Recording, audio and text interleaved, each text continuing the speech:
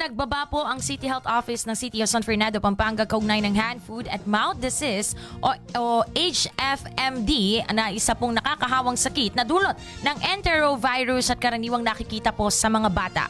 Nagdudulot po ito ng mapupulang butlig o sugat sa kamay, paa at bibig at lalamunan. Naipapasa po ito sa pamamagitan ng pagbahing, pag-ubo o pagdikit sa laway, sipon, sugat o dumi ng taong may HFMD at direktang paghawak sa mga kontaminadong bagay. Ang mga sintomas po nito ay lagnat, pulang butlig o sugat sa kamay at paa, malilit po na sugat sa bibig at lalamunan at pananamlay at kawalan ng gana sa pagkain.